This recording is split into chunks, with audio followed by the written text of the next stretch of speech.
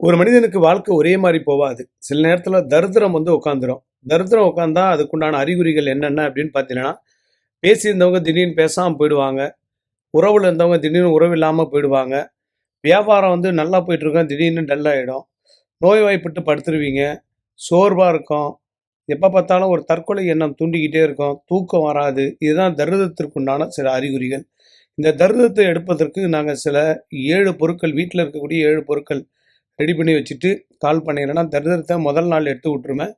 2 நாள் நீங்க தொடர்ந்து அதே போல முதல் நாள் நான் எப்படி பண்ணேனோ, அதே மாரி பண்ணிட்டு வந்தீங்கன்னா, உங்களுக்கு அந்த தரித்திரம் போச்சுன்னா, நீங்க தொட்ட காரியங்கள், நீங்க நினைக்கிற விஷயங்கள் அப்படியே நடப்பதற்கு ஒரு வாய்ப்பு உண்டு.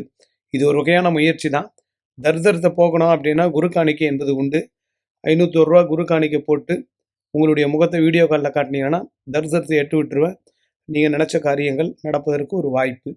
முயற்சி நம்மளோடது, முடிவு கடவுளோடது. நம்பிக்கை இருக்கிறவங்க மட்டும் ட்ரை பண்ணுங்க.